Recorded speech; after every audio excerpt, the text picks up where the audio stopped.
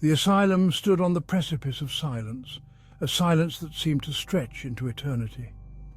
A silence so profound it felt like a living entity, suffocating, heavy, as if the very air was thick with the weight of countless untold stories. Dust motes danced in the pale skeletal light that filtered through grime-coated windows, each particle a tiny, frantic metronome counting down to an unknown horror. The light, weak and struggling, barely managed to pierce the thick layers of dust and decay, casting eerie shadows that seemed to move of their own accord. The air hung thick and stagnant, heavy with the weight of forgotten screams, of lives lived and lost within the asylum's cold embrace. It was as if the very walls were imbued with the essence of those who had suffered here. Echoes of the past seemed to linger in the corridors, whispers of lost souls that had once roamed these halls, now trapped in an endless loop of despair. This was not a place of healing, not anymore. The promise of solace and recovery had long since turned to dust, leaving behind only a hollow shell, a monument to despair. The walls, once painted with hope and optimism, were now cracked and peeling, revealing the true nature of the asylum's dark history. The scent of decay permeated everything, the peeling paint, the rusted iron bars, the very fabric of the building itself, whispering tales of madness and oblivion. It was a scent that clung to the skin, a constant reminder of the asylum's grim past.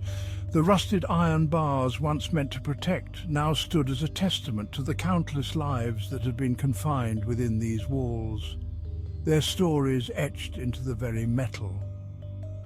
The very fabric of the building itself seemed to pulse with a malevolent energy, as if the asylum was alive, feeding off the despair and suffering that had taken place within its walls. A lone figure, Dr. Eleanor Vance, stood in the asylum's dilapidated corridor. Her flashlight beam cut through the gloom, illuminating the peeling paint and the chipped porcelain of a forgotten tray. This place, this bastion of broken minds, had once held the promise of a brighter future for her, a chance to truly understand the depths of the human psyche. But now it held only an icy dread that coiled in the pit of her stomach, whispering of the darkness that lay dormant within the asylum's heart. The tray, once used to carry instruments of healing, now lay forgotten and abandoned, a symbol of the shattered dreams and broken promises that littered the asylum's history. Dr. Vance could feel the weight of the asylum's past pressing down on her, a tangible force that seemed to seep into her very bones. She had come here seeking answers, but now she wondered if she would find only more questions. The dread that coiled in her stomach was a constant companion, a reminder of the darkness that lay just beneath the surface, waiting to be uncovered. She knew that the asylum held secrets, dark and terrible secrets that had been buried for far too long. As she stood there, alone in the darkness, she couldn't shake the feeling that the asylum was watching her, waiting for her to uncover its darkest truths. The stillness was oppressive. A silence that seemed to stretch into eternity, and she knew that she was not alone. The asylum's ghosts were all around her, whispering their secrets, waiting for her to listen. Whispers snaked through the asylum's corridors, weaving through the darkness like tendrils of smoke. They were faint at first, mere suggestions of sound that danced on the edge of perception, like the distant murmur of a forgotten dream. But as Dr. Vance ventured deeper into the asylum's bowels, the whispers grew louder, more insistent, as if they were beckoning her further into the heart of the darkness. They seemed to emanate from the very walls themselves, from the shadows that clung to every corner, whispering secrets of the past and forebodings of the future. "He's coming!" they hissed, their voices a chorus of broken whispers, tinged with an undercurrent of primal fear. "He's waking up!" Dr. Vance shivered, pulling her lab coat tighter around herself, trying to ward off the chill that seemed to seep into her very bones. The whispers were unsettling, their chilling message a stark contrast to the silence that had pervaded the asylum only moments before, a silence that now seemed like a distant memory. Who was this he that the whispers spoke of? The question gnawed at her mind, refusing to be ignored. And what was the significance of his awakening? The implications were terrifying, yet she couldn't help but feel a morbid curiosity.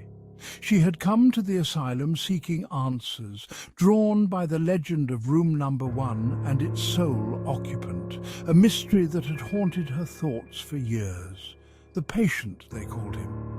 A name that carried with it a weight of dread and fascination, a being of unimaginable power, whispered to be the embodiment of existential dread, locked away for the safety of mankind.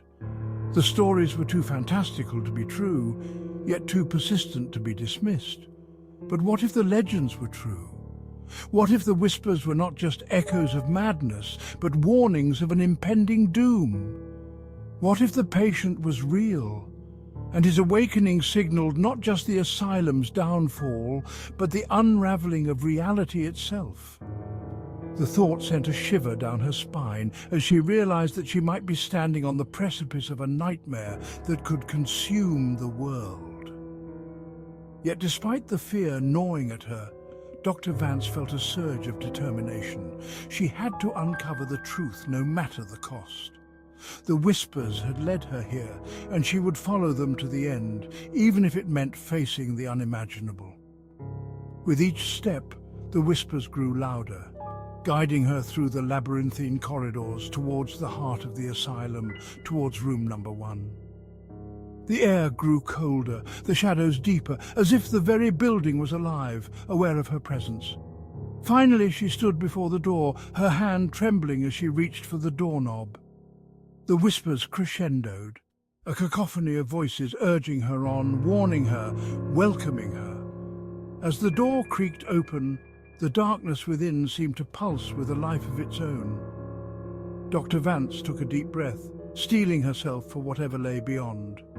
The whispers had brought her here, and now there was no turning back.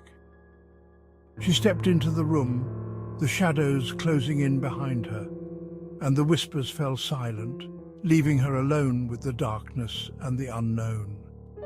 The legend of the patient was about to be revealed, and with it, the fate of reality itself. The asylum was a labyrinth of shadows and secrets, a place where the walls seemed to whisper tales of despair and insanity. Each corridor twisted and turned, leading deeper into the heart of darkness. Each room Dr. Vance passed held echoes of its former occupants, their pain and madness lingering in the air like phantom limbs. The walls seemed to absorb their suffering, creating an atmosphere thick with sorrow and dread. There were padded cells, their walls stained with the desperate scrawls of tortured minds. The writings were a testament to the agony endured by those who had once been confined within these walls, their pleas for freedom and sanity etched into the very fabric of the asylum. There was the operating theatre, its rusted instruments, a chilling testament to the crude practices of a bygone era. The room reeked of old blood and fear, the air heavy with the memories of countless procedures performed without mercy or compassion.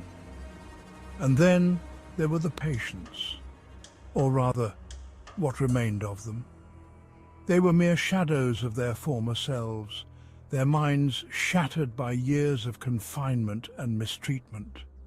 Their hollow-eyed gazes followed her from the depths of their cells, their bodies contorted by years of neglect and abuse. Each face told a story of suffering, each pair of eyes a window into a soul that had been broken beyond repair. They were shadows of their former selves, their minds shattered, their spirits broken.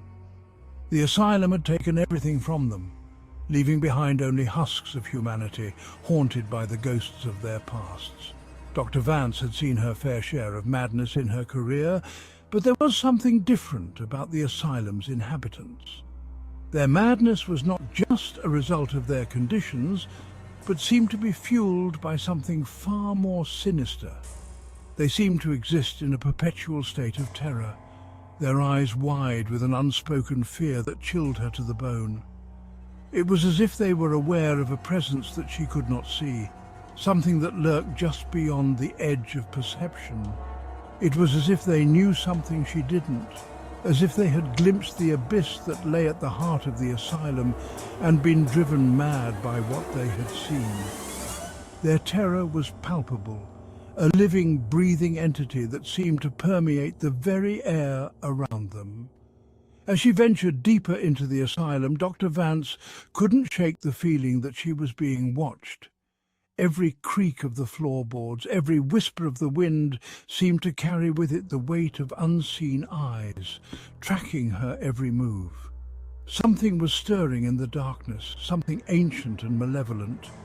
It was as if the very walls of the asylum were alive, pulsating with a dark energy that sought to consume all who dared to enter.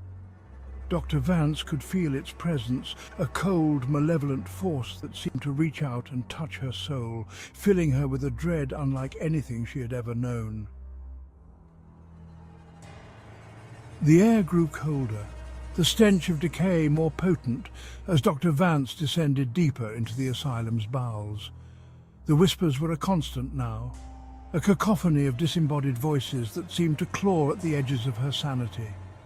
She had long since left behind the relative order of the upper floors, venturing into a realm where darkness reigned supreme. Here the asylum's true nature was laid bare. The corridors twisted and turned in on themselves, defying logic and reason. The shadows danced with an unnatural life of their own, taking on grotesque shapes that seemed to mock her every step. And always there was the feeling that something lurked just beyond the reach of her flashlight beam, something vast and unknowable. Dr. Vance's heart pounded against her ribs, her breath catching in her throat. She had come to the asylum seeking answers, but all she had found was a darkness that defied comprehension. The asylum's heart was a place of primal fear where the very fabric of reality seemed to fray at the edges, and it was calling to her.